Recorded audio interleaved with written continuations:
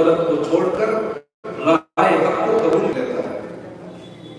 اسی طرح قرآن کریم کی دوسری تاثیر اور اس کا ایک بہت بڑا اعجاز یہ ہے کہ جو لوگ محبت سے اس کی طرف لپکتے ہیں، اللہ تعالیٰ انہیں بہت مختصر وقت میں یہ کتاب حفظ کرنے کی توفیق بھی دے دیتا ہے۔ یہاں ماشاءاللہ بچے بھی ہیں، جوان بھی ہیں، نوجوان بھی ہیں، ادھیڑ عمر کے لوگ ہیں، اور ماشاءاللہ بزرگوں کی بھی اچھی خاصی تعداد ہے۔ یہ اللہ کے کلام کا اعجاز ہے، اس کی تاثیر ہے کہ اسے ہر عمر میں یاد کیا جا سکتا ہے، اسے ہر عمر میں حفظ کیا جا سکتا ہے، چاہے وہ بچے ہوں، چاہے وہ جوان ہو، چاہے وہ نوجوان ہو، اور چاہے وہ بزرگ ہو۔ کوئی یہ نہیں کہہ سکتا کہ میری تو اب عمر ڈھل چکی ہے، میں تو 50-60 سال سے زائد کا ہو چکا، اب بھلا مجھے قرآن کہاں سے یاد ہو جائے گا؟ ایسا نہیں، قرآن ہر عمر میں یاد ہوتا ہے، اور ہر عمر میں قرآن کریم کو حفظ کرنے والوں کی تاریخ اسلام میں بے شمار مثالیں ملتی ہیں۔ ایسے لوگ بھی ملتے ہیں کہ جنہوں نے فقط 3 دن میں قرآن کریم حفظ کیا۔ اللہ اکبر۔ ہشام بن محمد صاحب قلبی رحمت اللہ علیہ علم تاریخ کے اور علم انصاف کے ایک بڑے مشہور شعراء آفاق عالم گزرے ہیں۔ ایک دفعہ ان کے چچا نے ان سے کوئی بات پوچھی اور کہا کہ اس بات قرآن کریم کی آیت سے استشہاد پیش کرو۔ جب قرآن کریم کی آیت پیش کرنے کی بات آئی تو ہشام بن محمد صاحب قلبی رحمت اللہ علیہ حافظ قرآن نہیں تھے تو جواب نہیں دے سکے، کیونکہ مسئلہ قرآن کی آیت پیش کرنے کا آ گیا تھا۔ تو ان کے چچا نے اس موقع پر ان سے کہا کہ تم تاریخ کے بڑے شناور صحیح، علم انصاف میں تمہاری مہارت مسلم، لیکن جب تم قرآن کریم کی آیت اپنی کسی بات میں استشہاد کے طور پر پیش نہیں کر سکتے تو گویا تمہارے پاس کچھ نہیں ہے۔ انہیں اس بات سے بڑی غیرت آئی، بڑی حیا آئی کہ واقعی علم تاریخ اور علم انصاف کے حوالے سے تو میری شہرت ہے، لوگ رجوع بھی کرتے ہیں، لیکن جب بات آئی اللہ کے کلام کی، اس کی آیت کو پیش کرنے کی، تو میں وہاں خاموش رہ گیا۔ انہیں اس بات سے بڑی غیرت آئی اور انہوں نے فیصلہ کر لیا کہ جب تک اللہ کے کلام کو حفظ نہیں کر لوں گا، اول تا آخر اس وقت تک گھر سے نہیں نکلوں گا۔ تاریخ میں لکھا ہے کہ 3 دن تک وہ گھر میں رہے اور 3 ہی دنوں میں اللہ کا کلام الحمدللہ رب العالمین سے من الجنۃ والناس تک مکمل یاد کر لیا۔ ایک بزرگ گزرے ہیں محمد بن حسن شیبانی رحمت اللہ علیہ، امام ابو حنیفہ کا نام آپ نے سنا ہوگا، ہم سب حنفی ہیں، ہم سب ان کو فالو کرنے والے لوگ ہیں اور اسی نسبت سے ہمیں حنفی کہا جاتا ہے۔ امام ابو حنیفہ رحمت اللہ علیہ کے ہم اصل ہیں محمد بن حسن شیبانی رحمت اللہ علیہ۔ ایک دفعہ امام ابو حنیفہ کی مجلس میں، ان کے درس میں شرکت کی غرض سے حاضر ہوئے۔ امام صاحب رحمت اللہ علیہ سے جب ملاقات ہوئی تو امام صاحب رحمت اللہ علیہ نے فرمایا کہ ہماری مجلس میں، ہمارے درس میں شرکت کے حوالے سے جو بڑی اہم باتیں جو شرکاء میں دیکھی جاتی ہیں، ان میں ایک اہم ترین بات یہ ہے کہ ہمارے درس میں آنے والا حافظ قرآن ہو۔ کیوں؟ اس لیے کہ قرآن کریم سے، احادیث سے، قیاس سے، اجماع سے مسئلے مسائل نکالنا، امت کے مسائل کا حل پیش کرنا، یہ ہماری مجلس کا حاصل اور خلاصہ ہوتا ہے۔ اور مسائل دینیہ کو حل کرنے کا سب سے پہلا ذریعہ جس کی جانب رجوع کیا جاتا ہے وہ قرآن کریم ہے۔ آنے والا حافظ قرآن نہ ہو تو بات پورے طور پر بنتی نہیں۔ حافظ قرآن ہو اور پھر کوئی مسئلہ پیش آئے تو فوراً حافظ قرآن کی نگاہیں، اس کا دل دماغ ان آیات جن سے مسئلے کو اخذ کرنا ہے، مستنبط کرنا ہے۔ اور جب حافظ قرآن ہی نہ ہو، آیات قرآنیہ ذہن میں نہ ہو تو مسئلے مسائل پر بحث ہو رہی ہو، متعلقہ آیات پر اس کی نظر نہیں جاتی، اس کا دماغ وہاں تک نہیں پہنچتا۔ اس لیے آپ حافظ قرآن ہو اور اس کے بعد ہماری مجلس میں آئے تو بات کریں۔ محمد بن حسن شیبانی رحمت اللہ علیہ، اللہ ان کے درجات کو بے حد بلند فرمائے، الٹے پاؤں واپس تشریف لے گئے، گھر گئے، گھر میں اپنے آپ کو مکفل کیا، اور مورخین لکھتے ہیں 80 دن گزرتے گزرتے، یعنی پورے 3 مہینے بھی نہیں گزرے تھے، 80 دن گزرتے گزرتے انہوں نے قرآن کریم مکمل حفظ کر لیا۔ 80 دن کے بعد امام ابو حنیفہ رحمۃ اللہ علیہ کے درس میں حاضر ہوئے۔ امام صاحب رحمۃ اللہ علیہ نے پوچھا، ہاں محمد بن حسن کس حال میں آنا ہوا؟ جواب دینے لگے، الحمدللہ آپ کی دعائیں، آپ کی توجہات رنگ لائی ہے۔ محمد بن حسن 80 دن کے بعد آپ کی مجلس میں، آپ کے درس میں اس حال میں حاضر ہوا ہے کہ اللہ کی توفیق سے، اس کے فضل سے، اس کی عنایت سے اللہ کا کلام اس کے دل میں محفوظ ہو چکا ہے۔ تو قرآن کریم کی جانب جو محبت سے لپکتا ہے، یہ قرآن کا اعجاز ہے، اس کی تاثیر ہے، بہت مختصر وقت میں اسے یاد ہو جاتا ہے۔ بانی دارالعلوم دیوبند، آج ایشیا کی عظیم دینی درسگاہ دارالعلوم دیوبند سے حضرت مولانا قاری عبدالرؤف صاحب بلشہری تشریف لائے ہیں، تو اس موقع پر دارالعلوم دیوبند کو یاد کر لیا جائے۔ دارالعلوم دیوبند کے بانی حجت اللہ فی الارض مولانا محمد قاسم نانوتوی رحمت اللہ علیہ سفر حج کے لیے جب روانہ ہوئے سمندری راستے سے، اس زمانے میں 3 4 مہینے سفر میں لگتے تھے، حضرت کا سفر شروع ہوا، رمضان درمیان سفر میں آ گیا۔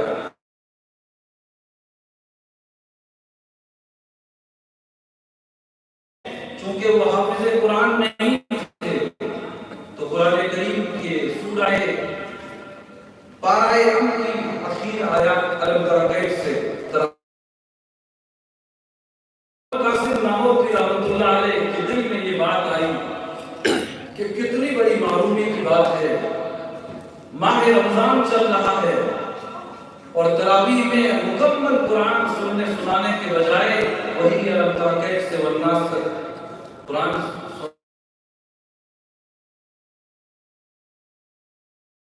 کہ اللہ کی توفیق سے قرآن یاد کرنا ہے، اور جتنا دل میں یاد ہو جائے اسی کو رات میں تراویح میں خود سے سنانا ہے۔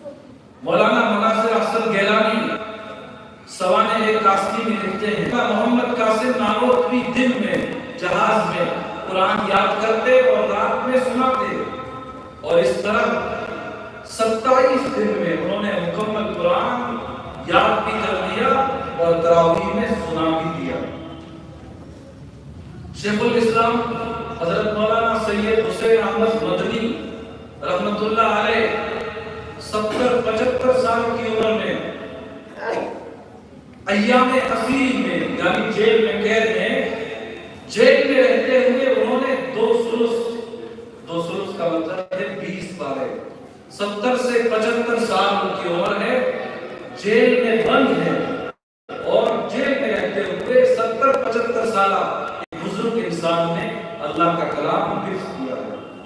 تو ہمارے سامنے ہر طرح کی مثالیں ہیں، عوام کی بھی، خواص کی بھی، طلباء کی بھی، کہ انہوں نے ہر عمر میں اللہ کے کلام کو حفظ کرنے کا ریکارڈ قائم کیا ہے۔ تو آپ سبھی حضرات یہ عزم کریں، یہ تہیہ کریں کہ مکتب معارف القرآن کے پلیٹ فارم سے اور دیگر مکاتب اسلامیہ اور مدارس دینیہ کے پلیٹ فارموں سے ہم اپنے آپ کو، اپنے نونہالوں کو وابستہ کریں گے، انہیں حافظ دین بنانے کا بھرپور انتظام فرمائیں گے، کہیے انشاءاللہ۔ اگر بچے حافظ قرآن بنیں گے، عالم دین بنیں گے، تو مرنے کے بعد بھی یہ اولاد کام آئے گی، اور اولاد کو اگر اسی حال پر چھوڑ دیا تو پھر ایسی بے دین اولاد سے ایصال ثواب اور دعائے مغفرت کی توقع آپ مت رکھیے گا۔ حدیث میں فرمایا گیا اذا مات الانسان انقطع عنہ عمله الا من ثلاث، جب انسان مر جاتا ہے تو اس کے عمل کا سلسلہ ختم ہو جاتا ہے۔ ہاں تین چیزیں ہیں جن کا ثواب انسان کے مرنے کے بعد بھی اسے قبر میں ملتا رہتا ہے۔ ان تین چیزوں میں آخری چیز آقا کریم علیہ السلام نے فرمایا اور ولد صالح یدعو لہ، تیسری چیز جس کا ثواب مرنے کے بعد بھی ملتا رہتا ہے کہ وہ نیک اولاد ہے، کہ وہ صالح اولاد ہے جس کی تعلیم کا، تربیت کا، دینی خطوط پر جسے سجانے اور سنوارنے کا والدین نے نصب کیا تھا۔ والدین کی دنیا سے جانے کے بعد بھی کہ نیک اولاد دعائیں مغفرت کرے گی، ایصال ثواب کا ذریعہ بنے گی۔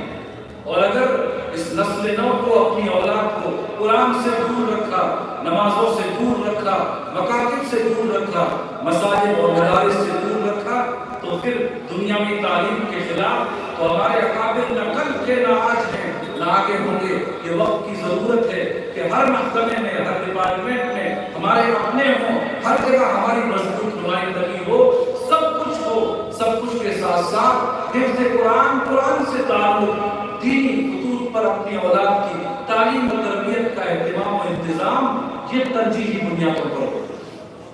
میرٹھ میں آپ نے نام سنا ہوگا، یو پی کا ایک مشہور شہر ہے، وہاں ایک امیر کبیر آدمی تھے۔ یہ بات میں اس پر عرض کر رہا ہوں کہ اصل عزتیں جو ملتی ہیں وہ دین کے راستے سے ملتی ہیں، وہ قرآن کے راستے سے ملتی ہیں۔ محمد عبداللہ بن مبارک اہل علم یہاں جمع ہیں، بڑے مشہور محدث گزرے ہیں، عاشق قرآن گزرے ہیں۔ ایک دفعہ وہ شہر رکہ میں داخل ہوئے تو ہزاروں کے مجمع نے ان کا استقبال کیا۔ کئی لوگ گھڑ سوار تھے تو ہزاروں کی تعداد میں پیادہ، اور ایسا شور مچا کہ قریب کے شہروں کے لوگوں کو یوں محسوس ہوا کہ کہیں خدا نہ خواستہ دشمن نے حملہ نہ بول دیا ہو، کسی شہر یا کسی مقام پر حملہ نہ کر دیا ہو۔ ہارون رشید کا وہ زمانہ تھا، ہارون رشید اور ان کی بیگم زبیدہ وہ بھی حیران تھے کہ یہ ایک بار کی شور کی آواز کیسے آئی۔ زبیدہ نے اپنی خادمہ سے کہا کہ پتہ لگاؤ کیا معاملہ ہے۔ خادمہ نے جب تحقیق کی تو معلوم ہوا کہ یہ کوئی دشمن کا حملہ نہیں، نہ کسی شہر پر، نہ کسی قوم پر۔ بات فقط اتنی ہے کہ ایک عاشق قرآن، ایک دین کے لیے، ملت کے لیے اپنی زندگی کو صحیح معنوں میں لگا دینے والا انسان عبداللہ بن مبارک شہر رکہ میں آیا ہے تو شہر رکہ کے عوام خواص نے 30,000 کی تعداد میں شہر سے باہر نکل کر ان کا استقبال کیا ہے۔ یہ اس شور شرابے کی آواز ہے۔ تو اس موقع پر زبیدہ بیگم نے، جو ہارون رشید کی بیوی تھی، انہوں نے تاریخی کلمات کہے تھے۔ انہوں نے کہا تھا خدا کی قسم اصل بادشاہ ہارون رشید کی نہیں ہے، اصل بادشاہ کہے جانے کے لائق عبداللہ بن مبارک ہے، کہ قرآن کے تحفے، دین و ملت کی مخلصانہ خدمت کے تحفے جو دنیا پر راج کر رہا ہے۔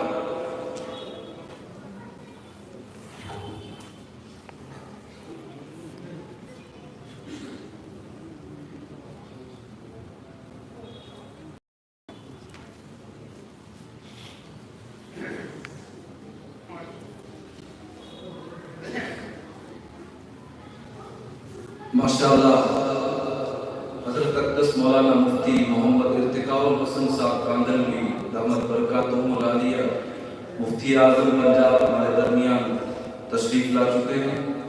حضرت کا انتہائی اہم پرمخ خطاب ہونا ہے اور کچھ ہی دیر بعد انشاءاللہ آج کے اس اجلاس کے حضرت مولانا قاری عبدالرؤف صاحب بلخشہری دامت برکاتہم بھی ہمارے درمیان جلوہ افروز ہوں گے۔ حضرت قاری صاحب کی شخصیت محتاط تعارف نہیں ہے۔ اللہ تعالیٰ نے انہیں بلا کی آواز سے نوازا ہے۔ اس عمر میں، جوانی میں جو ان کا رنگ رہا ہوگا، جو ان کے سننے والے ہیں وہ جانتے ہوں گے ہم لوگوں نے حضرت قاری صاحب کو اس عمر میں سنا ہے جبکہ وہ 60 سال سے ان کی عمر تقریباً زائد ہے، لیکن الحمدللہ اس عمر میں بھی جب وہ پڑھتے ہیں تو سامعین کی محبیت کا یہ عالم ہوتا ہے، اطمینان کا یہ عالم ہوتا ہے، گویا ان کے سروں پر پرندے آ بیٹھے ہیں۔ یہ ہماری خوش نصیبی ہے کہ دارالعلوم دیوبند کے ایسے مایہ ناز استاد، اور یہ صرف دارالعلوم دیوبند کا سرمایہ نہیں، یہ عالم اسلام کی ایک عظیم شخصیت ہے۔ تو انشاءاللہ آپ جب انہیں سنیں گے تو آپ کو اندازہ ہوگا کہ وہ کتنا شاندار اللہ کا کلام، کتنی سریلی اور بہترین دلکش مسرور کن آواز میں پڑھتے ہیں، اور یہ ان کی آواز کا جادو ہے کہ دنیا انہیں اپنے یہاں بلاتی ہے، انہیں سنتی ہے۔ تو بہرحال یہ ہماری خوش نصیبی ہے کہ عالم اسلام کے اتنے بڑے قاری آج ہمارے درمیان تشریف لانے والے ہیں۔ ہم ان کی زبانی اللہ کا کلام سنیں گے۔ ان سے پہلے ہمارے صوبہ پنجاب کے مفتی اعظم، بلکہ یہ کہیے کہ مسلمانوں نے پنجاب کے علمی و دینی قائد، مسلمانوں نے پنجاب کی دینی اور فقہی قیادت کا فریضہ جو ملکی اور بین الاقوامی سطح پر انجام دے رہے ہیں، اور جن کے دعوتی اسفار سے ہزاروں لوگوں کی زندگیوں میں انقلاب آ رہا ہے۔ اللہ تعالیٰ نے جنہیں تقریر کی صلاحیت سے، تحریر کی صلاحیت سے نوازا ہے، میری مراد میں حضرت مولانا مفتی محمد ارتقاء الحسن صاحب قادروی دامت برکاتہم العالیہ، میں حضرت سے بڑے ادب کے ساتھ درخواست کرتا ہوں کہ تشریف لائیں اور اپنے پرمغز رہنما اور بصیرت افروز کتاب سے ہم خدام اور متعلقین کو محفوظ اور مستفیض کریں۔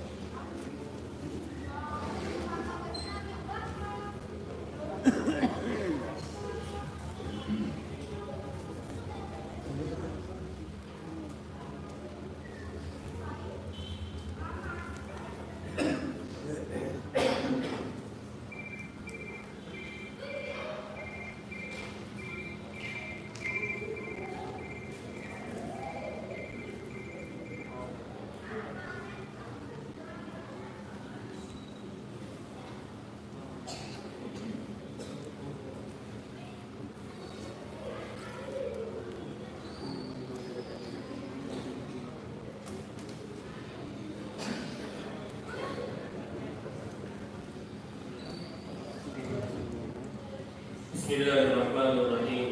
الحمد لله كفى والسلام على عباده الذين اصطفى. قال الله سبحانه وتعالى: ذلك الكتاب لا ريب فيه صدق الله العظيم.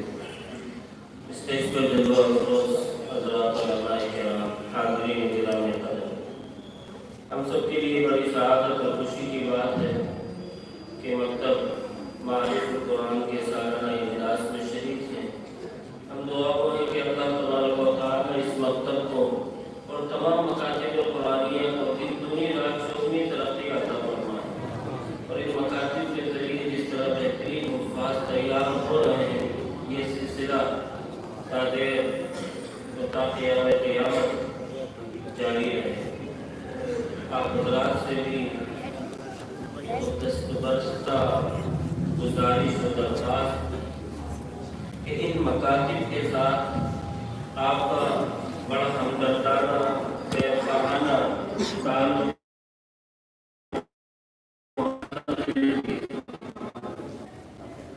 یہ مدارس جو ہیں، یہ مکاتب قرآنیہ جو ہے، یہ در حقیقت وہ ادارے ہیں خون جم جائے۔ یہ ادارے ہیں جو ہماری قوم کو ایک متحرک اور فعال بناتے ہیں، اور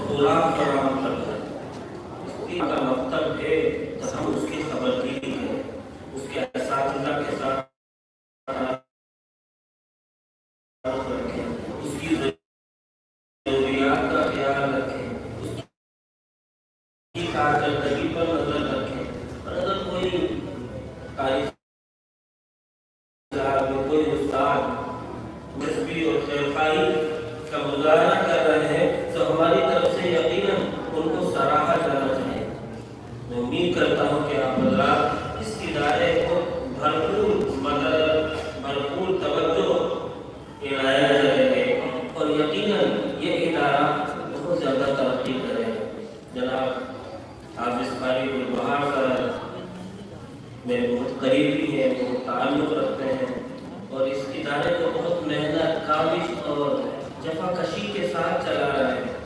اور ایک جرم ہے اور ایک جستجو ہے قرآن پاک کو پڑھانے کی، جس کے اندر یہ دن رات لگے ہوئے ہیں. اگر آپ حضرات ان کی طرف مدد کا ہاتھ بڑھائیں گے تو یقیناً ان کے کاموں کی رفتار بہت تیز ہو جائے گی. کریں گے انشاءاللہ. مجھے اس موقع پر گفتگو کے لیے آپ حضرات کی خدمت میں بلایا ہے. حضرت قاری صاحب دامت برکاتہ تشریف لا چکے ہیں. قاری صاحب کی موجودگی کے اندر کچھ کہنا یہ یقیناً بے ادبی ہے، لیکن دو وجہ سے کہہ دیتا ہوں. ایک تو یہ کہ استاد کے سامنے سبق سنایا ہی گا، سامنے آپ نے سبق نہیں سنایا گا تو پتہ کیسے چلے گا سبق یاد ہے یا نہیں یاد. تو بنسبت ایک طالب علم کے میں اپنا سبق سنا. اور دوسری وجہ یہ بھی ہے کہ قاری صاحب ابھی چل کر آئے ہیں، تھوڑی دیر سستانے کا موقع مل جائے. تو چند باتیں آپ حضرات کی خدمت میں عرض کریں. دیکھیے رمضان المبارک آیا اور رمضان المبارک کا اس قرآن پاک کے ساتھ خاص تعلق. اسی وجہ سے اللہ تبارک و تعالی نے اس قرآن پاک کو اسی مہینے کے اندر نازل کیا. فرمایا شہر رمضان الذی انزل فیہ القرآن، کہ رمضان ہی کے مہینے میں قرآن نازل کیا ہے. قرآن پاک ہی نہیں بلکہ تمام آسمانی کتابوں کا اس مہینے کے ساتھ تعلق رہا. آپ حضرت شیخ رحمۃ اللہ علیہ کی کتاب تعلیم کے دوران پڑھتے سنتے ہیں، اس میں فضائل رمضان کے اندر حضرت شیخ رحمۃ اللہ علیہ نے لکھا ہے کہ تمام آسمانی کتابیں توریت، زبور، انجیل، صحف موسیٰ، صحف ابراہیم، یہ سب یہ رمضان المبارک کی ہی مختلف تاریخوں کے اندر نازل ہوئی. گویا اس مہینے کو قرآن پاک نہیں بلکہ کلام الہی کے ساتھ ایک نسبت، کلام الہی کے ساتھ ایک نسبت، اور ہم بہرحال کہیں نہ کہیں اس نسبت کا خیال رکھتے ہیں. اس لیے نظر آتا ہے کہ رمضان المبارک کے اندر مسجدوں میں قرآن پڑھنے والے بڑھ جاتے ہیں. رمضان المبارک کے اندر حفاظ بھی ایک دوسرے سے قرآن پاک کا دور کرتے ہوئے نظر آتے ہیں. مساجد کے اندر بھی تراویح کے اندر سننے اور سنانے کا اہتمام رہتا ہے. بلکہ یہ قرآن پاک کے ساتھ رمضان المبارک میں ہمارا تعلق اور نسبت بڑھ جاتی ہے.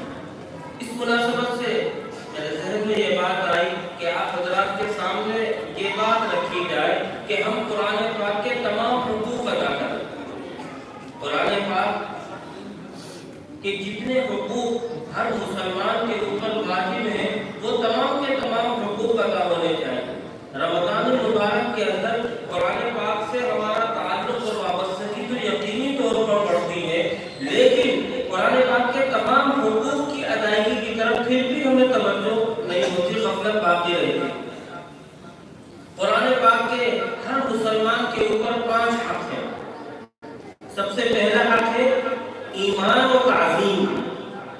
ایمان و تعظیم کا مطلب یہ ہے کہ قرآن پاک پر آدمی ایمان لائے کہ یہ اللہ کا کلام ہے، اور قرآن پاک پر ایمان لانا یہ ہر ایمان والے کی ذمہ داری ہے. قرآن پاک میں ہی اللہ تعالیٰ شاہ ارشاد فرماتے ہیں آمن الرسول منزل الیہ من ربہ والمؤمنون. ایمان لائے اللہ کے رسول اس قرآن پر جو ان کی جانب پروردگار کی طرف نازل ہوا، اور تمام ایمان والے ایمان لائے. تو رسول اور ایمان والوں کا کام بتایا ہے کہ ان کا کام یہ ہے کہ وہ قرآن پاک کے ساتھ ایمان کا اور یقین کا تعلق رکھتے ہیں. اور قرآن پاک کے اوپر ایمان کو جس طرح مومن ہونے کی علامت بتایا گیا ہے، اسی طرح طرح قرآن پاک کے اندر اگر شک شبہ ہے تو یہ کفر کی علامت ہے۔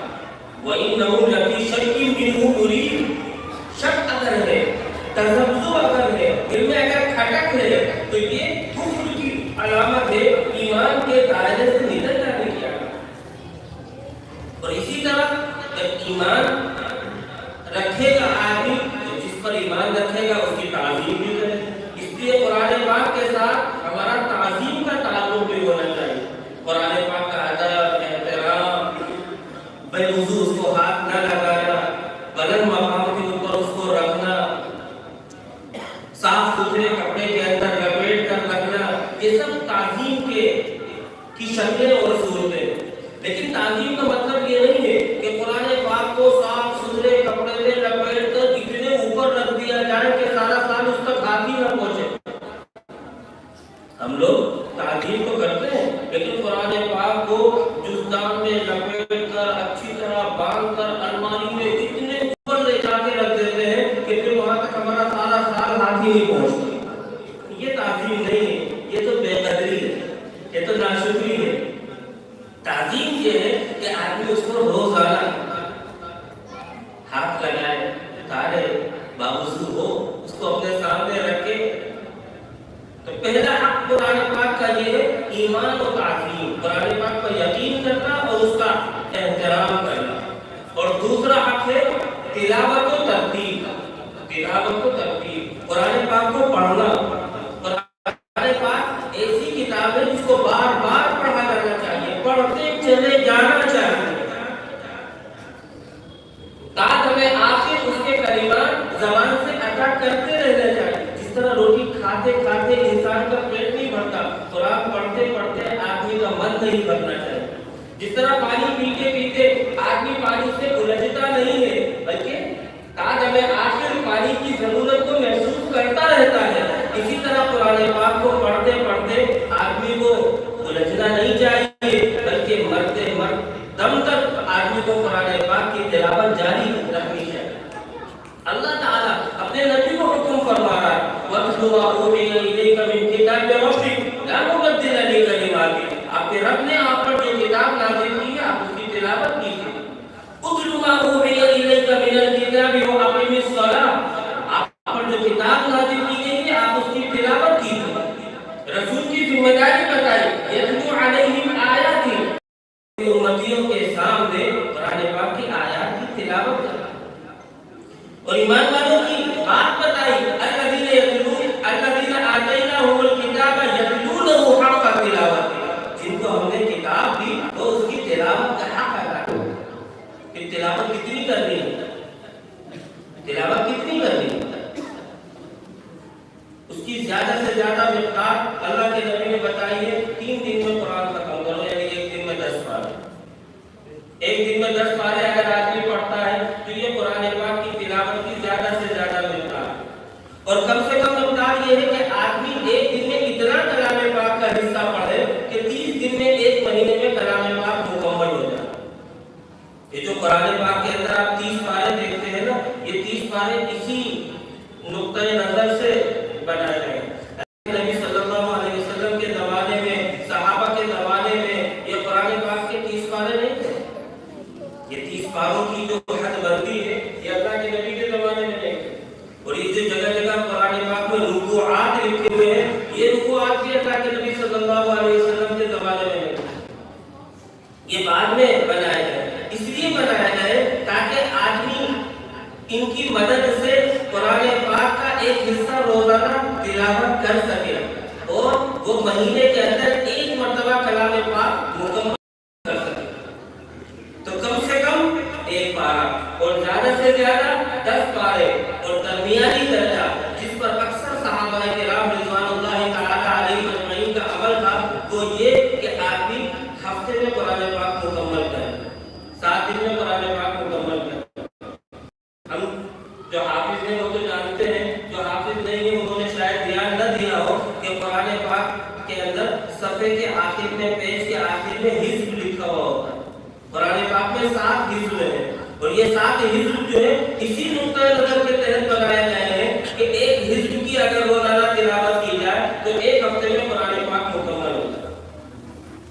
تو ہم رمضان المبارک کے حوالے سے ہم اس بات کا معمول بنائیں کہ ہم قرآن پاک کی تلاوت کریں گے، چاہے 10 پارے روزانہ کریں، کوئی حافظ ہے تو اس کے لیے کوئی بڑی بات نہیں ہو، چاہے وہ ایک ہفتے میں کلام پاک مکمل کرے، حافظ کے لیے کوئی بڑی بات نہیں، اور اگر یہ بھی نہیں تو کم از کم ایک پارہ روزانہ تو تلاوت کی ہی جائے، ایک پارہ روزانہ تلاوت کی جائے، یہ تو ہر آدمی کر سکتا ہے، اس لیے ہم معمول بنائیں کہ قرآن پاک کی تلاوت کریں، اور پھر قرآن پاک کی تلاوت کے ساتھ ساتھ اس کا حق یہ بھی ہے کہ ترتیل اس کو اچھی طرح پڑھا جائے، خوبصورت آواز میں پڑھا جائے، قواعد تجوید کے ساتھ پڑھا جائے، مخارج کی صحیح ادائیگی کے ساتھ پڑھا جائے، رموز و اوقاف کی رعایت کے ساتھ پڑھا جائے۔ قرآن پاک میں سب نشان لگے ہوئے ہیں، کہاں رکنا ہے، کہاں نہیں رکنا، کہاں کم رکنا ہے، کہیں کہاں زیادہ رکنا ہے، کہاں رکنا ہے لیکن سانس نہیں توڑنی، اور ان چیزوں کی قرآن پاک کی تلاوت میں بڑی اہمیت ہے۔ آپ اس اہمیت کو اس طرح سمجھیے کہ مثال کے طور پر میں آپ سے اردو میں ایک جملہ بولتا ہوں کہ بولنا مت خاموش رہنا، بولنا مت خاموش رہنا، اس کا کیا مطلب ہوا؟ اس کا مطلب یہ ہوا کہ بولو خاموش مت رہو، لیکن اگر میں اسی کے اندر رکنے کو کی جگہ بدل دوں، آپ سے کہوں بولنا مت خاموش رہنا، اس کا مطلب کیا ہوگا کہ خاموش رہنا بولنا نہیں، کلمات وہی ہیں، ورڈز وہی ہیں، صرف آگے پیچھے رکنے کی وجہ سے معنی میں کتنا فرق پیدا ہو رہا ہے۔ اسی طرح قرآن پاک کے اندر کہیں پر رکنے سے معنی کہیں چلے جاتے ہیں اور کہیں پر رکنے سے معنی کہیں چلے جاتے ہیں، اس لیے اس بات کا خیال رکھنا کہ کہاں رکنا ہے کہاں نہیں رکنا، اور پھر قرآن پاک کو اچھے لب و لہجے کے ساتھ پڑھنا، اچھے لب و لہجے کے ساتھ، زینوا القرآن باصواتکم، قرآن پاک کو اپنی آوازوں سے مزین کرو، لیس منا من لم یتغنى بالقرآن، جو قرآن پاک کو خوش الہانی کے ساتھ نہ پڑھے وہ ہم میں سے نہیں ہے۔ ایک روایت میں ہے ما اذن اللہ بشیء ما اذن لنبی ان یتغنى بالقرآن یجهر به، کہ اللہ تبارک و تعالی نے کبھی بھی غنا کی اجازت نہیں دی سوائے اللہ کے نبی کے، کہ آپ کو اجازت دی گئی کہ آپ قرآن پاک کو خوش الہانی اور غنا کے ساتھ پڑھیں۔ یہ قرآن پاک کو اگرچہ جو احادیث میں نے آپ کہی ہے بہت زیادہ صحیح درجے کی احادیث نہیں ہے، لیکن قرآن پاک کے فضائل کا اس سے علم ہوتا ہے کہ قرآن پاک کو خوش الہانی کے ساتھ پڑھنا ہے، اچھی آواز کے ساتھ پڑھنا چاہیے۔ اللہ کے نبی صلی اللہ علیہ وسلم کو کوئی اچھا قاری مل جاتا تھا، آپ اس سے قرآن سنتے تھے۔ حضرت ابی بن کعب، حضرت عبداللہ بن مسعود، آپ ان سے کہتے تھے مجھے قرآن سناؤ، وہ حیرت سے کہتے تھے آپ کو قرآن سنا، آپ پر تو قرآن نازل ہو رہا ہے۔ وہ کہتے تھے اللہ کے نبی کہ ہاں ٹھیک ہے لیکن میرا جی چاہتا ہے کہ آپ کو قرآن سنیں۔ تو بہرحال قرآن پاک کا دوسرا حق ہے تلاوت اور ترتیل، اور قرآن پاک کا تیسرا حق ہے تدبر اور تذکر، قرآن پاک کو غور کرنا، قرآن پاک سے نصیحت حاصل کرنا۔ قرآن پاک تو اسی کی کتاب ہے، وَلَقَدْ يَسَّرْنَا الْقُرْآنَ لِلذِّكْرِ فَهَلْ مِن مُّدَّكِرٍ، ہم نے قرآن پاک کو نصیحت حاصل کرنے کے لیے آسان بنا دیا ہے، کوئی نصیحت حاصل کرنے والا؟ جگہ جگہ قرآن کہتا ہے وَلْيَدَّبَّرُوا آیَاتِهِ، کہ قرآن پاک کی آیتوں میں اس کے معانی میں غور کرو۔ جگہ جگہ قرآن کہتا ہے افلا یتدبرون القرآن ام علی قلوب اقفالها، کہ قرآن تو غور نہیں کرتے، یہ ان کے دلوں پر تالے پڑے ہوئے ہیں۔ اور آج تو وسائل ہی قرآن پاک کے لفظ اور معنی کو سیکھنے کے لیے اتنے وسائل ہیں، ہر زبان کے اندر قرآن پاک کی تفسیر ہے، ہر زبان کے اندر قرآن پاک کا ٹرانسلیشن ہے۔ اگر آدمی تھوڑا سا وقت فارغ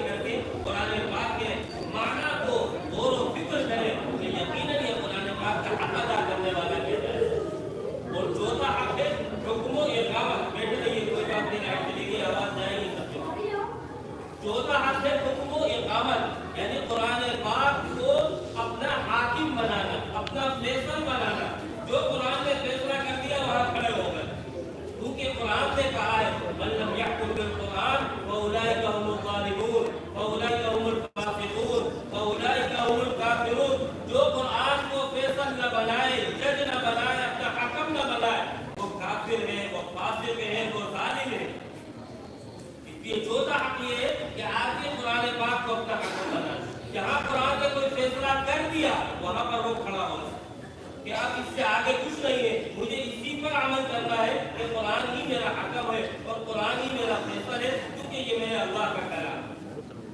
پانچواں اور آخری حق کیا ہے؟ تبیین و تبلیغ، یعنی قرآن پاک اور اس کی تعلیمات کو لوگوں کے سامنے بیان کرنا اور لوگوں تک پھیلانا۔ ھذا بیان للناس، یہ قرآن پاک کو لوگوں کے سامنے پیش کی جانے والی وضاحت ہے۔ اس لیے ہر مسلمان کی ذمہ داری بنتی ہے کہ وہ قرآن پاک کی تعلیمات کو لوگوں کے سامنے پیش کرے، قرآن پاک کی تعلیمات کو لوگوں کے سامنے پیش کرے۔ یہ کلام کے لیے ہے، یہ انسان کے لیے ہے، یہ تبیین کے لیے ہے۔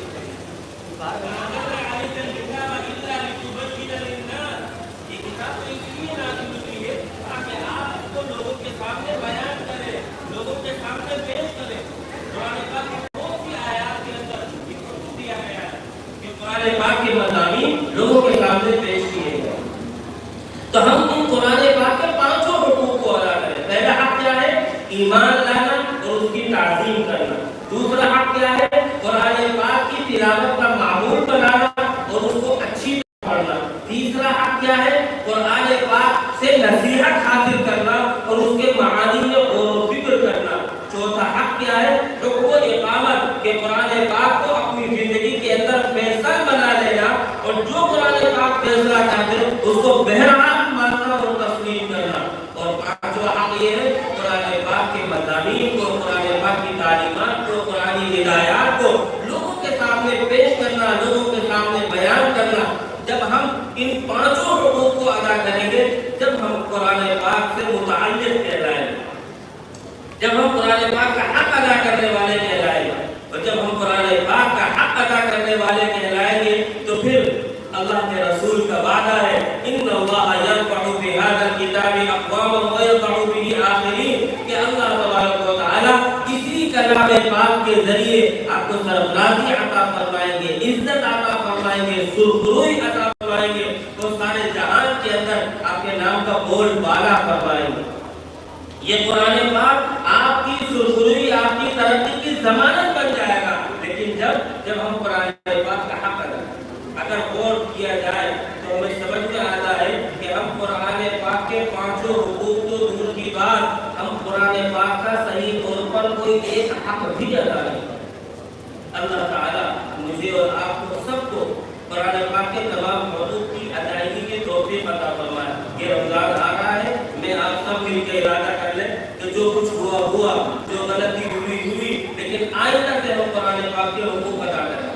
کرتے ہیں سب ارادہ، جس کی جتنی بھی ساتھ، جس کا جتنا موقع ہے، جس کو اللہ نے جتنا کچھ دیا ہے، وہ ان حقوق کو کسی نہ کسی درجے کے اندر ادا کر سکتا ہے۔ اللہ تعالیٰ نے عمل کی توفیق عطا فرمائے۔ میں آخر میں غالب البہار صاحب کو ایک مرتبہ پھر مبارکباد دیتا ہوں کہ وہ ایک کامیاب مکتب چلا رہے ہیں، اور آپ سے پھر مکرر درخواست کرتا ہوں کہ آپ حضرات ان مکاتب کا تعاون کیجیے۔ اگر آپ کا تعاون ملتا رہے گا یہ خرچے کھلتے رہیں گے، ورنہ یہ ختم ہو جائیں گے، اور یاد رکھیے گا یہ ختم ہو جائیں گے آپ بھی ختم ہو جاؤ۔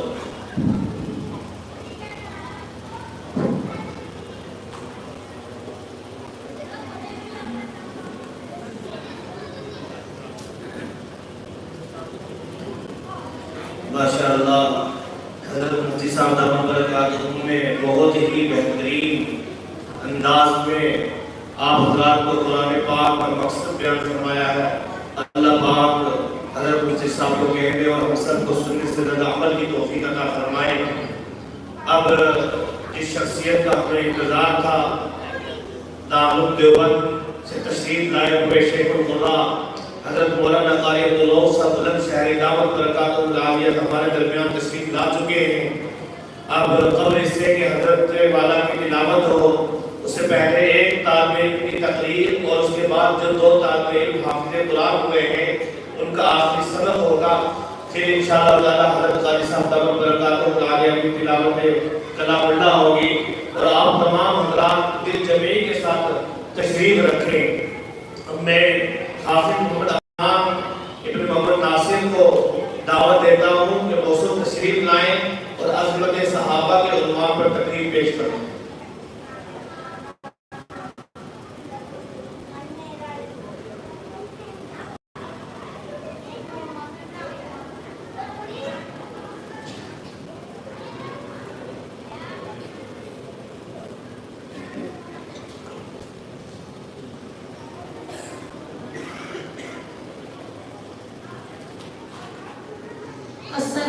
علیکم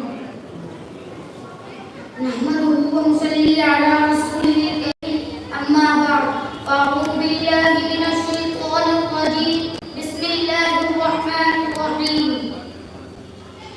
محمد رسول الله والذين معه أشداء على الكفار رحماء بينهم صدق الله العظيم وقال النبي صلى الله عليه وسلم أصحابي كالنجوم فبأيهم اقتديتم اهتديتم أو كما قال عليه الصلاة والسلام میرے محترم بزرگوں دوستوں اور میرے مکتب معارف قرآن کے چہتے مہتے بھائیوں السلام علیکم ورحمۃ اللہ وبرکاتہ سامعین محترم کائنات کے پیارے پیغمبر محمد صلی اللہ علیہ وسلم کے یاد آپ کے وفادار آپ کے جانسار آپ کے حقدار میرے پیارے پیغمبر محمد صلی اللہ علیہ وسلم نے ارشاد فرمایا کہ لا تمسن مسلما رآنی او رآمن رآنی ترجمہ جس نے ایمان کی حالت میں مجھ کو دیکھا اس پر بھی جہنم کی آگ حرام ہے اور جس نے میرے دیکھنے والوں کو دیکھا اس پر بھی جہنم کی آگ حرام ہے آج کوئی بھی چینل پر بیٹھ کر صحابہ اکرام کی عزت پر بات کرتا ہے تو کہتا ہے کہ صحابہ ایمان والے نہیں تھے صحابہ نعوذ باللہ نہیں کائنات کے لوگوں سنیے رب کعبہ کی قسم اگر صحابہ ایمان والے نہیں تھے تو میں کہا کرتا ہوں کہ دنیا میں کوئی بھی ایمان والا نہیں تھا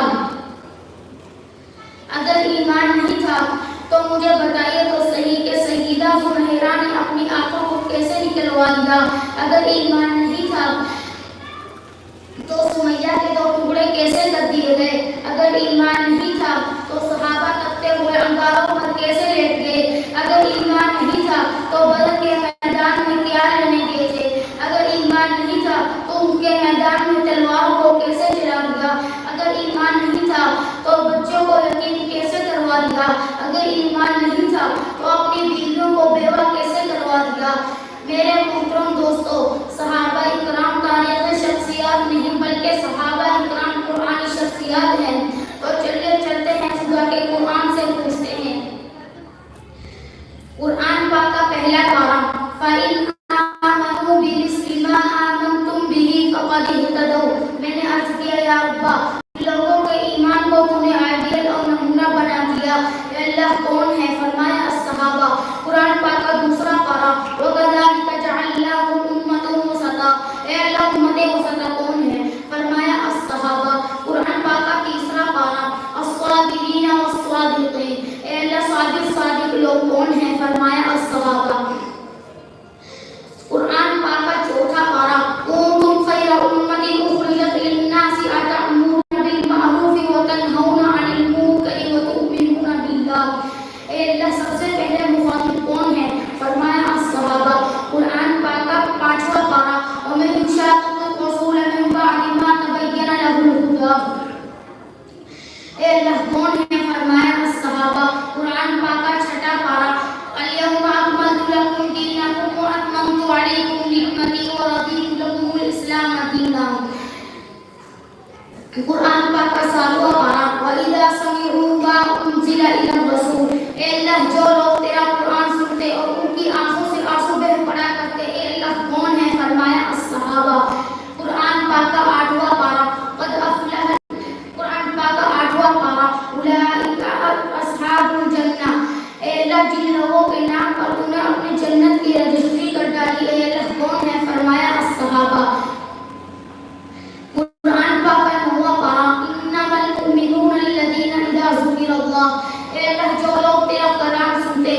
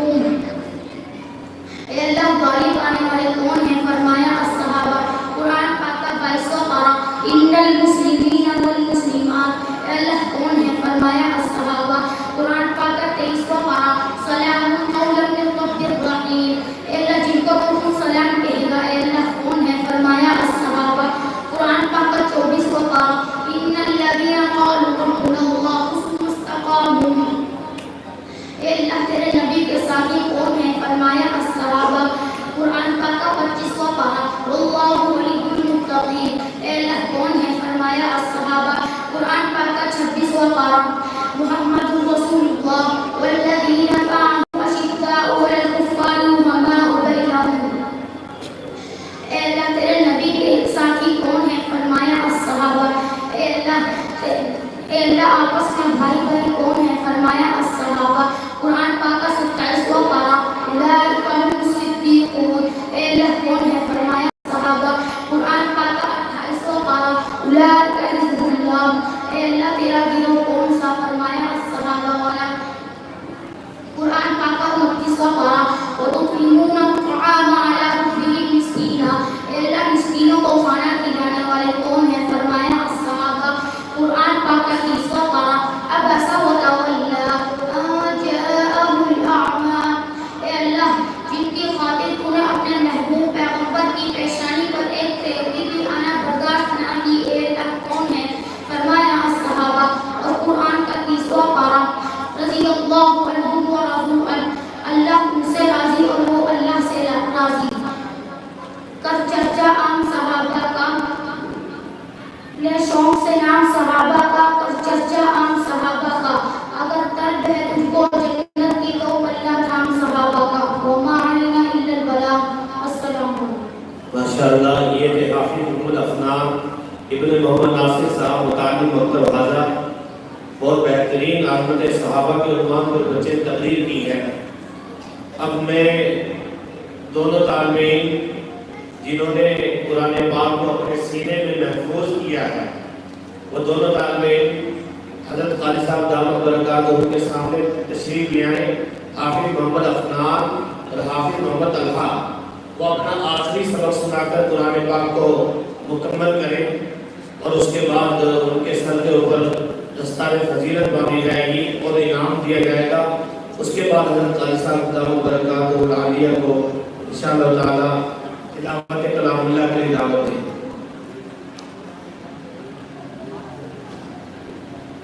हाफिज मोहम्मद तलहा, हाफिज मोहम्मद अफनान।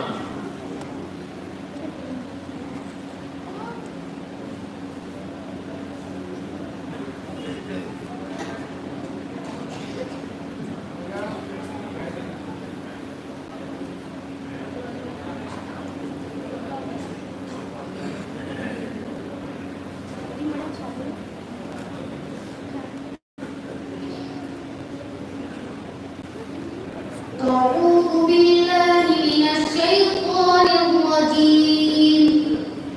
بسم الله الرحمن الرحيم. صبغة الله ومن أحسن من الله صبغة ونحن له عابدون. قل أتحاجوننا في الله وهو ربنا وربكم ولنا أعمالنا ولكم أعمالكم ونحن له مخلصون. أم تقولون إن إبراهيم وإسماعيل وإسحاق ويعقوب والأسباط كانوا هودا أو نصارى. قل أأنتم أعلم أم الله ومن أظلم ممن كتم شهادة عنده من الله وما الله بغافل عما تعملون. تلك أمة قد خلت لها ما كسبت ولكم ما كسبتم ولا تسألون عما كانوا يعملون. بسم الله الرحمن الرحيم. الحمد لله رب العالمين الرحمن الرحيم مالك يوم الدين. إياك نعبد وإياك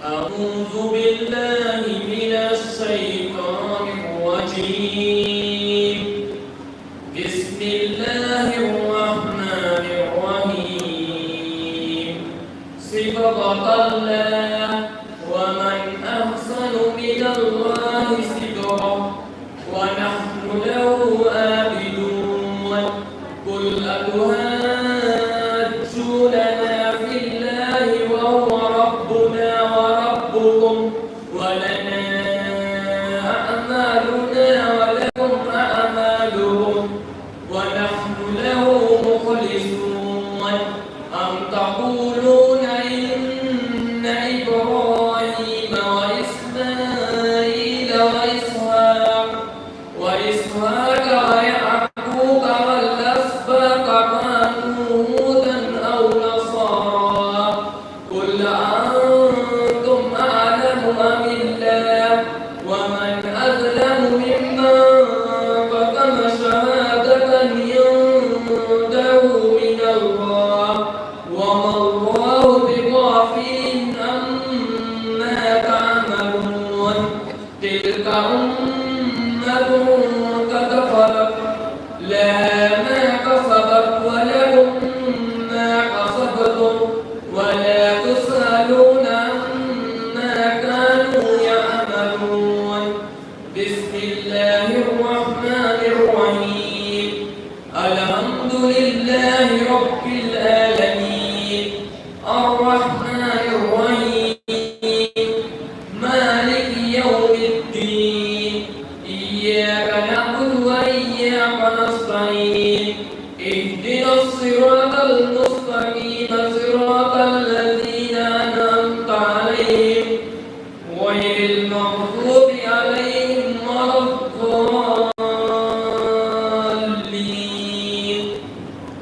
بسم الله الرحمن الرحيم ألف لام ميم ذلك الكتاب لا ريب فيه هدى للمتقين الذين يؤمنون بالغيب ويقيمون الصلاة ومما رزقناهم ينفقون والذين يؤمنون بما أنزل إليك وما أنزل من قبلك وبالآخرة هم يوقنون أولئك على هدى من ربهم وأولئك هم المفلحون صدق الله العظيم.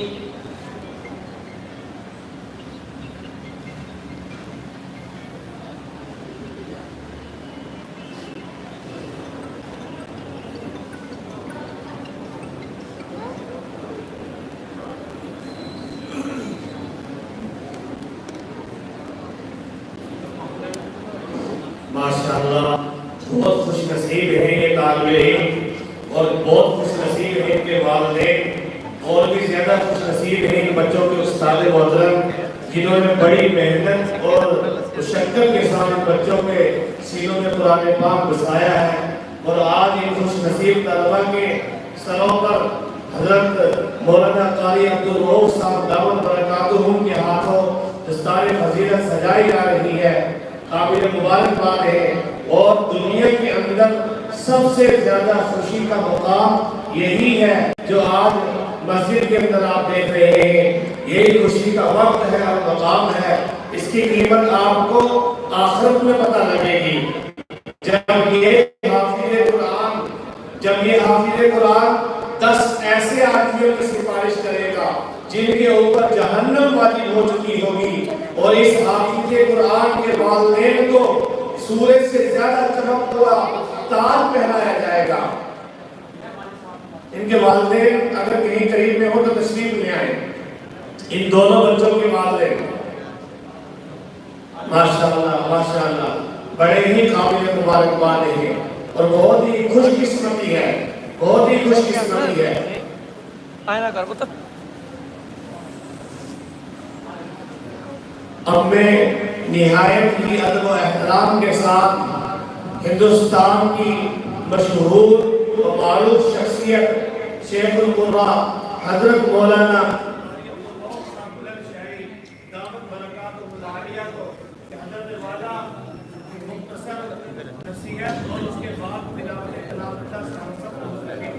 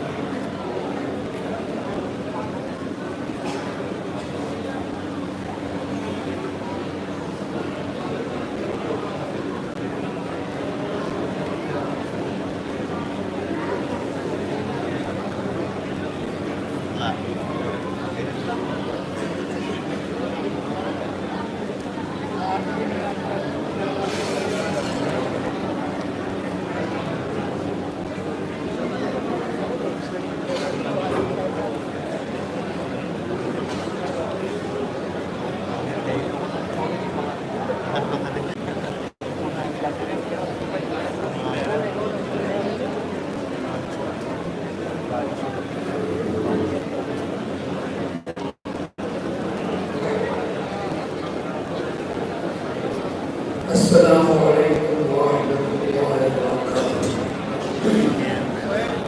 بیٹھ جائیے، خاموشی کے ساتھ بیٹھ جائیے۔ قرآن مجلس ہے، قرآن کریم کی مجلس ہے۔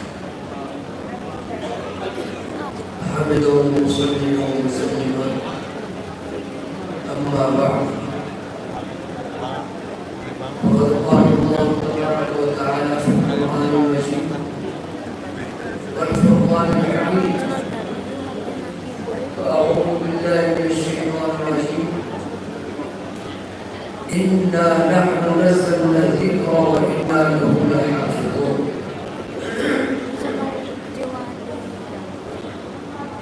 وقال النبي صلى الله عليه وسلم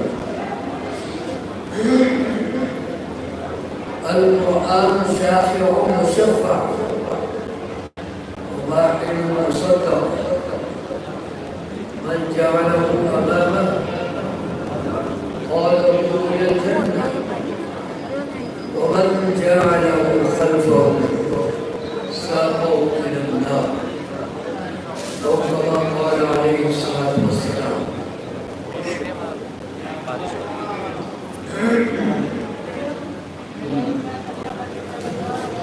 تمام ساتھی اندر آ رہے ہیں، نام سے بیٹھے سارے ساتھی نیچے اندر آ رہے ہیں.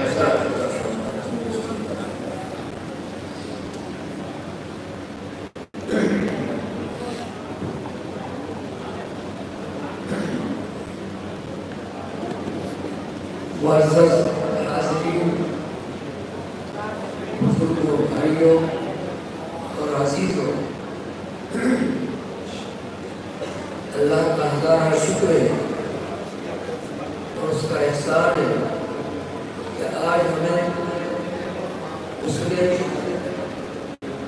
اپنے قرآن کریم کی نسبت پر قرآن کریم کی تقریب میں جمع ہونے کی توفیق عطا فرمائی. اللہ تبارک و تعالیٰ سب کے جمع ہونے کو قبول فرمائے اور اللہ تبارک و تعالیٰ اس مبارک مجلس کو ہم سب کی مغفرت کا ذریعہ بنائے. کہو آمین. بزرگوں اور بھائیوں، ابھی مجھ سے پہلے حضرت مولانا مفتی حسن صاحب نے بہت مختصر انداز میں بہت جامع بیان فرمایا. وہ ہم سب کی نجات اور کامیابی کے لیے اگر ہم کر لیں تو بہت کافی. اللہ تبارک و تعالی ہم سب کو عمل کرنے کی توفیق عطا فرمائے. بزرگوں اور بھائیوں، اللہ تبارک و تعالی نے قرآن کریم کو یہ خصوصی مقام عطا فرمایا ہے. ابھی یہ چلا رہی ہے.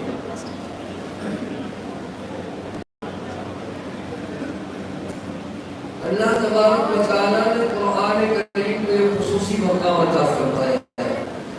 قرآن کو ایک امتیاز حاصل ہے. اللہ تبارک و تعالیٰ نے اس کی حفاظت کی خود ذمہ داری دی.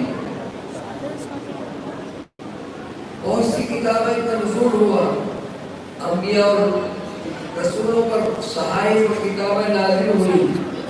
اللہ نے کسی بھی کتاب کی حفاظت کی ذمہ داری دی. اسی لیے توریت، انجیل، زبور اور دیگر جو سماویہ تھی، کوئی بھی اپنی اصلی حالت پر محفوظ نہیں رہ سکتی. لیکن قرآن کریم کی حفاظت کی اللہ تبارک و تعالیٰ نے ذمہ داری دی. یہ اپنے نزول کے روز اول سے آج تک محفوظ ہے اور قیامت تک محفوظ ہے. اس کا ایک ایک حرف، ایک ایک شوشہ، ایک ایک نقطہ محفوظ ہے. اور دنیا کی پوری طاقتیں اگر لگ جائیں قرآن کریم کو مٹانے کے طرف نہیں مٹا سکتی. قرآن کریم میں تحریف کرنے کی کوشش کریں نہیں کر سکتی. کیوں؟ اللہ تعالیٰ نے اس کی حفاظت کی ذمہ داری خود لی. اور بزرگوں اور بھائیوں، آپ اندازہ لگائیں کہ قرآن کریم کی اللہ تبارک و تعالیٰ نے کس طرح حفاظت فرمائی.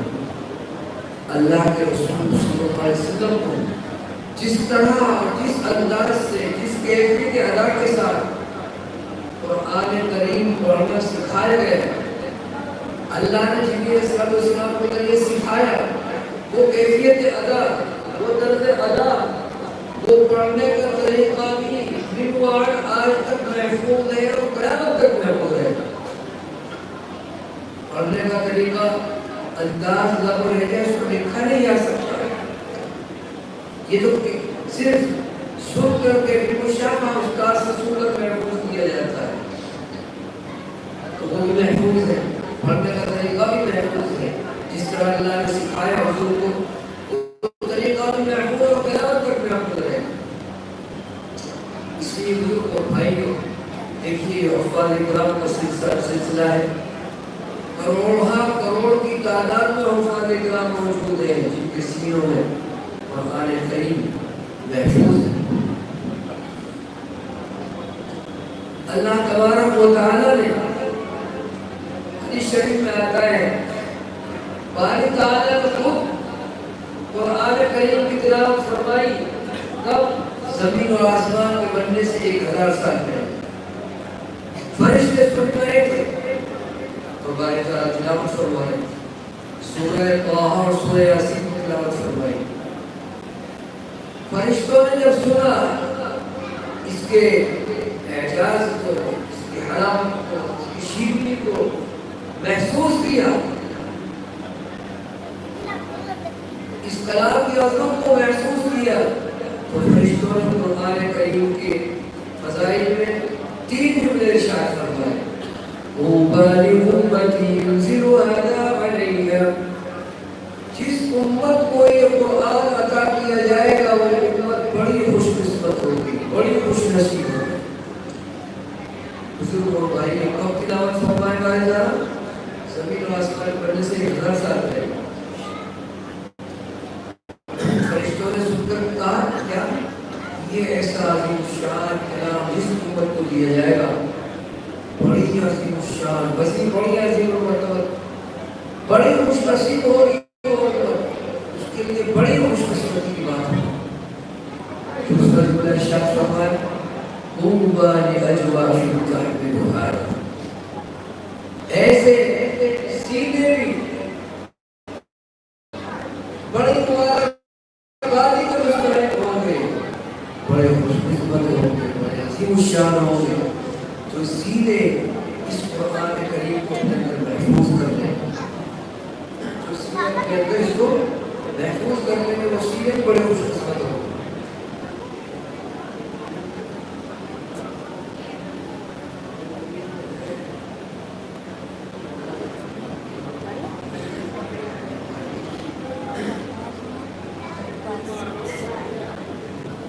بس بیٹھے بیٹھے تو فرشتوں نے جو دوسرا جملہ ارشاد فرمایا، طوبیٰ لأجواف تحملها، ایسے سیدھے بڑی مبارکبادی کے مستحق ہوں گے، یعنی وہ حفاظ جو قرآن کریم کو اپنے سینے میں محفوظ کرنے میں بڑے خوش قسمت ہوں گے، بڑے خوش نصیب ہوں گے۔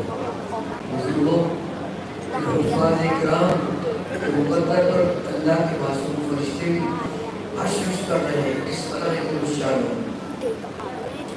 تیسرا جملہ ارشاد فرمایا، وَطُوبَىٰ لِأَلْسِنَةٍ تَتَكَلَّمُ هَٰذَا، ایسی زبانیں بھی بڑی مبارکبادی کی مستحق ہوگی، بڑی خوش قسمت ہوگی ایسی زبانیں، جو زبانیں اس کلام مقدس کی تلاوت کیا کریں۔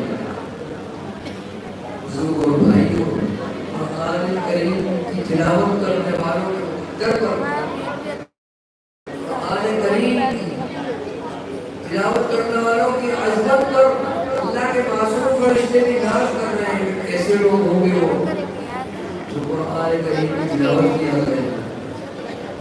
فرشتوں کو یہ سعادت حاصل نہیں کہ وہ قرآن کریم کی تلاوت کر سکیں، اور آپ کو یہ سعادت حاصل ہے۔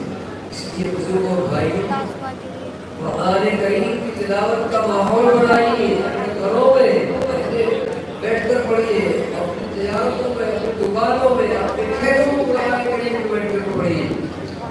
خدا پاک کی قسم، قرآن کریم کے ہر حرف کے اندر اللہ تبارک و تعالیٰ نے رحمتوں کو، برکتوں کو، بے پایہ بھر رکھا ہے۔ اللہ کی رحمتوں کا، اللہ کی برکتوں کا، اللہ کی ہدایتوں کا ایک ماوا اور منجا ہے۔ تو اس لیے ہم کو چاہیے سب کو کہ ہم قرآن کریم کی تلاوت کا مزاج بنائیں، خوب پڑھیں، بچوں کو پڑھائیں، اور سب سے پہلے جب ہم اٹھے صبح کو تو قرآن کریم کی تلاوت کا معمول بنا۔ اس کی برکت سے ہمارے ہر کام میں برکت ہوگی، کرنے کی برکت ہوگی، ہمارے تجارت و زراعت میں برکت پیدا ہوگی، ہماری اولادوں میں برکت پیدا ہوگی، اولاد صالح بنے گی، وہ تیرے فرمانبردار بنے گی۔ سب سے پہلا ہمارا جو سننا میں عمل ہونا چاہیے وہ یہ ہونا چاہیے جو قرآن کریم کی تلاوت ہے۔ بزرگوں حدیث شریف میں آتا ہے القرآن احب الى اللہ من السماوات والارض وما فیہن۔ قرآن کریم جس کا آخر سے ہم اپنے بچوں نے نہیں سنایا اس کا، اس کے متعلق اللہ کے رسول فرماتے ہیں کہ قرآن کریم اللہ تبارک و تعالیٰ کو زمین اور آسمان اور جو کچھ ہے سب سے زیادہ پیارا ہے۔ یعنی زمین اور آسمان کے اندر کوئی بھی چیز قرآن سے زیادہ پیاری نہیں ہے ہمارے خالق و مالک کو۔ اس لیے بزرگوں اور بھائیوں قرآن کریم سے محبت پیدا کیجیے، قرآن کریم سے تعلق پیدا کیجیے۔ خدا پاک کی قسم یہ قرآن کریم آپ کا ہر مرحلے پر ساتھ دے گا۔ وَخَيْرُ جَلِيسِ اللَّيْلِ وَالْحَدِيثُ وَتَرْضَاتُهُ يَزْدَادُ فِيهِ تَجَمُّلًا۔ قرآن کریم دنیا کا بہترین نشید ہے۔ قرآن کریم سے زیادہ وفادار دنیا میں دوست کوئی نہیں ہو سکتا، کوئی نہیں ہو سکتا، کوئی نہیں ہو سکتا۔ بزرگوں بھائیوں، ایسے دوست سے آپ دوستی کا حق ادا کیجیے جو آپ کا مرتے وقت بھی آپ کا ساتھ دے گا، خبر میں بھی آپ کا ہم نفس ہوگا، آپ کا ہم نشی ہوگا، مسرات کا بھی آپ کا ہم نوا ہوگا، میزان عمل کے وقت بھی آپ کا ہم نوا ہوگا، اور میدان محشر میں بھی آپ کے ساتھ ساتھ ہوگا، یہاں تک کہ ہم اپنے خالق اور مالک سے سفارش کر کے اس شان کے قرآن کو مرتین قرآن میں قرآن کریم جنت میں داخل کرائے، جنت میں داخل کرا کر دو دے۔ حدیث شریف میں قرآن شافع و مشفع اسی میرے رسول رسول کی حدیث اسی حدیث کا یہ مضمون القرآن شافع و مشفع ماعن و مشفع۔ قرآن کریم ایسی سفارش کرنے والا ہوگا قیامت کے میدان میں جس کی سفارش اللہ قبول فرمائے گی، اور شکایت بھی کرے گا قرآن کریم باہر کے مصحف کا اللہ تعالیٰ اس کی شکایت کو قبول فرمائے گا۔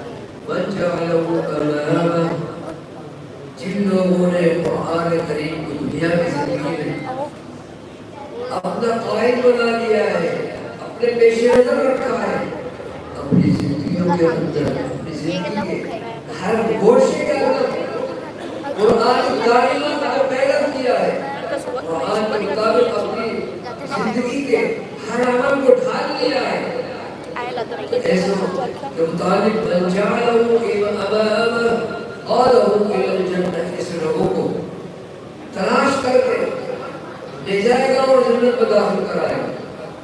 ومن جعلہ خلفہ ساقہ من النار، جو لوگوں نے قرآن کریم کو دنیا کی زندگی میں سے پھٹ ڈال دیا ہے ایسے لوگوں کو تلاش کرے گا، تلاش کر کے سب کو لے جائے گا اور جہنم میں پھٹوا کر رکھے گا۔ حدیث شریف میں آتا ہے ما من شفیع افضل عند اللہ منزلۃ یوم القیامۃ من القرآن، یاد رکھیے بزرگوں ان باتوں کو میں اپنی طرف سے نہیں کہہ رہا، اللہ کے رسول صلی اللہ علیہ وسلم فرمائے کہ قرآن کریم سے بڑا سفارشی قیامت کے میدان میں کوئی نہیں ہوگا، کوئی نہیں ہوگا. یاد رکھیے، سن لیجیے، قیامت کے میدان میں سب سے بڑا سفارشی کون ہوگا؟ یہ قرآن کریم ہوگا. قرآن سے بڑا سفارشی کوئی نہ نبی ہوگا اور نہ کوئی فرشتہ ہوگا، نہ ان کے علاوہ کوئی ہوگا. سب سے بڑا سفارشی اگر قیامت کے میدان میں کوئی ہوگا اللہ کے نزدیک تو سفارش کرنے والوں قرآن کریم کی. قرآن کریم سے محبت پیدا کیجیے کہ آپ کی سفارش کرتے جنت میں داخل کرائے.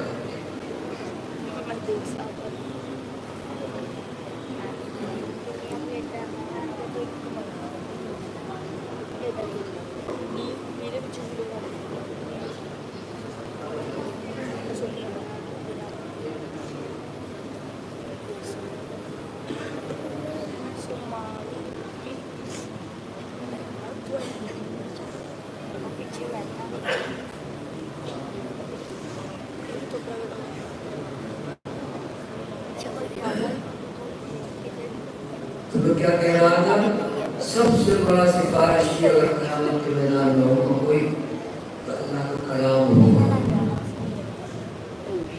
علماء فرماتے ہیں یہ قرآن کریم آج ہمارے پاس موجود ہے، ہمارے بچے پڑھ رہے ہیں، یہ پڑھ رہے ہیں، آپ پڑھ رہے ہیں. یہ قیامت کے میدان میں ایک شہزادی کی طرح ہوگا. شہزادہ ہوتا ہے بادشاہوں کے بادشاہ کا شہزادہ ہوتا ہے. یہ حیثیت ہوگی، یہ حیثیت ہوگی، چلتا پھرتا پر نظر آئے گا شہزادوں کی طرح. اس لیے بھائی آپ قرآن کریم سے محبت پیدا کیجیے، تعلق پیدا کیجیے. بڑے خوش نصیب ہے وہ جن کے بچے حافظ ہیں اور ان دونوں بچوں کے والدین بڑے خوش قسمت ہیں کہ جنہوں نے قرآن کریم کی حفظ کی سعادت حاصل کی. اللہ کے رسول صلی اللہ علیہ وسلم نے فرمایا کہ حافظ قرآن کریم کسی نے پڑھا ہے اور عمل کیا، اس کا فاضلہ پڑھ لیا. تو حدیث میں آتا ہے اس کے والدین کو اللہ تبارک و تعالیٰ قیامت کے میدان میں ایسا تاج پہنائیں گے جس تاج کی روشنی سورج سے عمدہ ہو، سورج سے بھی بہتر روشنی ہو. اور حافظ فرمایا شریف یہ تو حافظ ایک قرآن پڑھنے والے اور عامل کے والدین کے ساتھ یہ حضرت سلوک ہوگا. خود وما ظنكم بالذي عند جزائه اولئك اهل الله والصفوة الملأ. تمہارا اس کے بارے میں کیا بیان ہوا ہے جس نے خود قرآن کریم تمہارا اس پر عمل کیا، اس کے ساتھ کیا معاملہ فرمایا گیا تھا. اولئک اهل الله، وہ اللہ کے قوم میں قبیلے والے ہیں. اللہ کے رسول صلی اللہ علیہ وسلم نے فرمایا ان للہ تعالی کہ اللہ تعالیٰ کے قوم میں قبیلے والے لوگ ہیں. صحابہ نے فرمایا من یا رسول اللہ، یا اللہ کے رسول وہ کون ہے؟ اللہ کے رسول صلی اللہ علیہ وسلم نے فرمایا اہل القرآن اہل اللہ و خاصتہ. قرآن کریم پر مر مٹنے والے، قرآن کریم کو پڑھنے پڑھانے والے، قرآن کریم پر جان سے رکھنے والے، قرآن کریم سے محبت کرنے والے، وہ اللہ کے قبیلے والے ہیں اور اس کے خصوصی لوگ. اسی کو اللہ شاہدی نے فرمایا اولئک اہل اللہ والصفوة الملأ، وہی لوگ اللہ والے اور خالص اشراف کی جماعت ہے. اس لیے بزرگوں اور بھائیوں قرآن کریم کو پڑھنے پڑھانے والوں کو معمولی تصور نہ کریں. اللہ کے رسول صلی اللہ علیہ وسلم نے فرمایا خیرکم من تعلم القرآن وعلمہ، تم میں سب سے بہتر وہ لوگ ہیں لوگوں جو قرآن کریم کو سیکھنے سکھانے میں لگے ہوئے ہیں، قرآن کریم کے پڑھنے پڑھانے میں لگے ہوئے ہیں، قرآن کریم کے علوم کو سکھانے میں پھیلانے میں لگے ہوئے ہیں. سب سے بہتر وہ لوگ ہیں، سب کو مخاطب ہوں گے اللہ کے رسول. اسی لیے ہمیں علماء اکرام، حفاظ اکرام، قراء اکرام، مفتیان اکرام اور محدثین مبلغین اور علماء اکرام کی تعظیم اور توقیر اپنے دل میں پیدا کرنی چاہیے، اس سے محبت کرنی چاہیے. کیوں؟ کہ یہ اللہ کے دین کے امین ہے، امانت دار ہے. اللہ کے دین کی امانت ان کے سینوں میں. اللہ تبارک و تعالیٰ ہم سب کے دلوں میں قرآن کریم کی محبت پیدا فرمائے. قرآن کریم کو خوب پڑھنے اور سننے کی توفیق عطا فرمائے. علماء اکرام کی محبت ہمارے دلوں میں پیدا فرمائے. حفاظ اکرام قرآن اعظام کی محبت ہمارے دلوں میں پیدا فرمائے. سفر کی تکان ہے، بہت زیادہ بول نہیں سکتا، اس لیے میں انہیں چند باتوں پر اپنی بات کو ختم کرتا ہوں. آپ اللہ کا قابل مبارکباد ہے کہ آپ کے اس علاقے میں 2 حافظ قرآن پیدا ہوئے. سب آپ مبارکبادی کا مستحق ہیں، ان کے والدین بھی مبارکبادی کے مستحق ہیں، ان کے استاد بھی مبارکبادی کے مستحق ہیں، اور آپ سب بھی محلے والے اور کوٹلے والے سب مبارکبادی کے مستحق ہیں. اللہ تبارک و تعالیٰ اس نعمت و عظمت کے ہم تک سب کو عطا کرنے کی توفیق عطا فرمائے.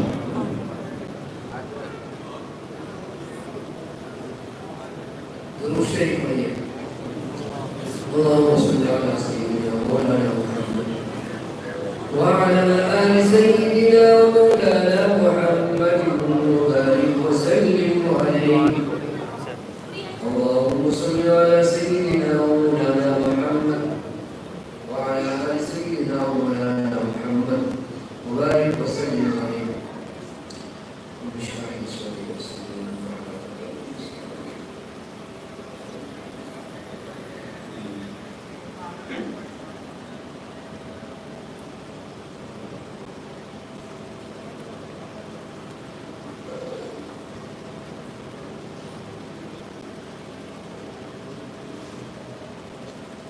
أعوذ بالله من الشيطان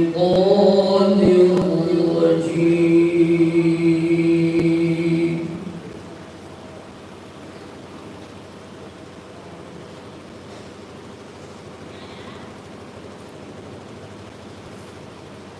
بسم الله الرحمن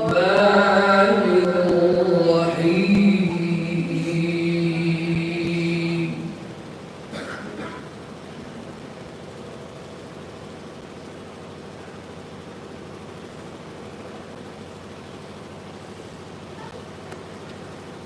قل لعبادي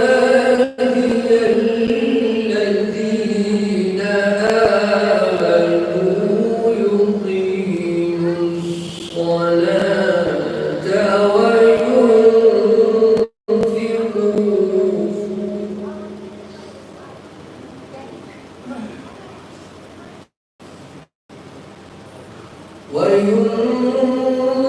وينفقوا مما رزقناهم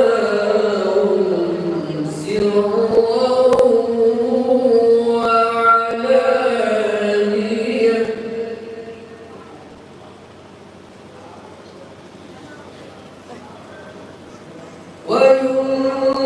وينفقوا مما رزقناهم سرا وعلانية من قبل أن يأتي يوم ما شاء الله.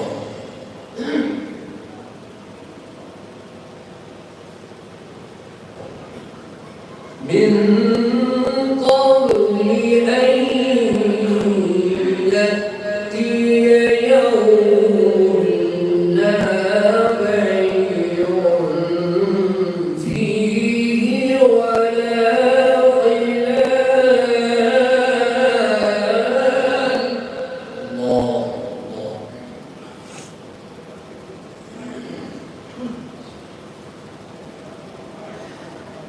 الله الذي خلق السماوات والأرض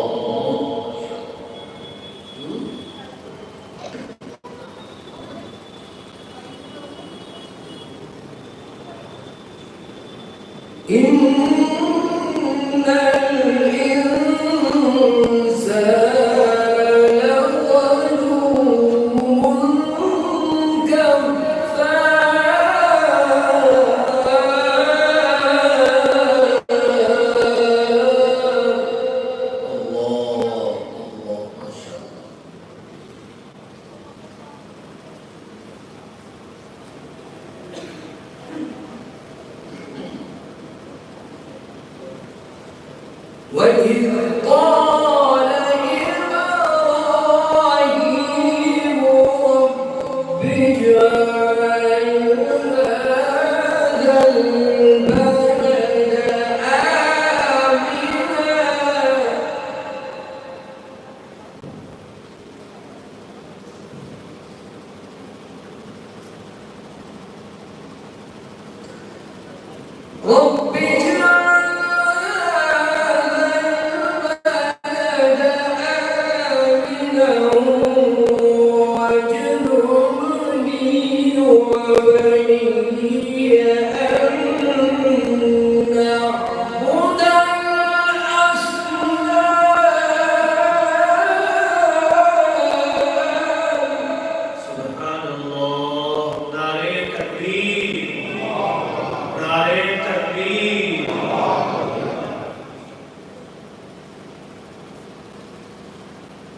رب إنهن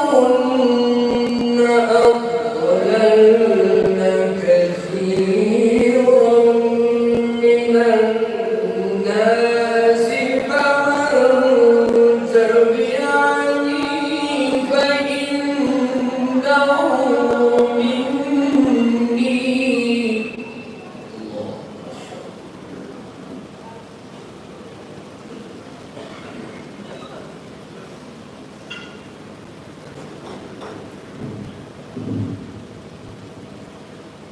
ومن عصاني فإنك غفور رحيم.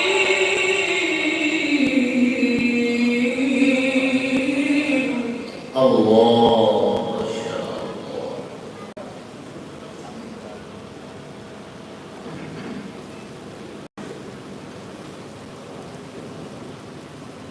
ربنا إني أسكنت من ذريتي بواد. سبحان الله.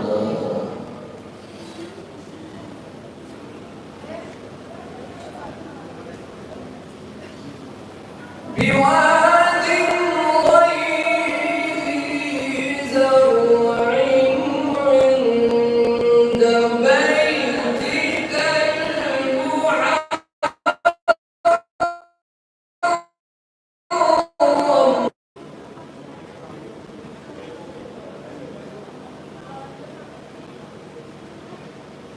ربنا إني أسكنت من ذريتي بواد غير ذي عند بيتك المحرم. الله ما شاء الله.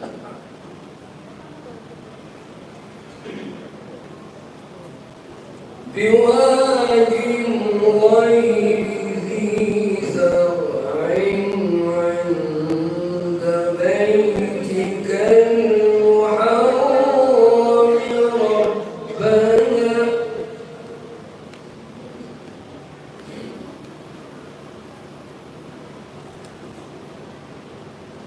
ربنا ليقيموا الصلاة.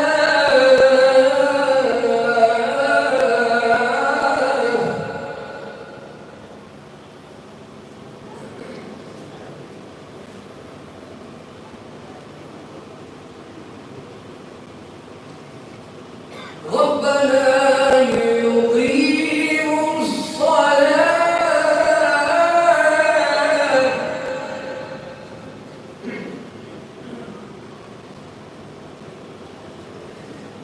ربنا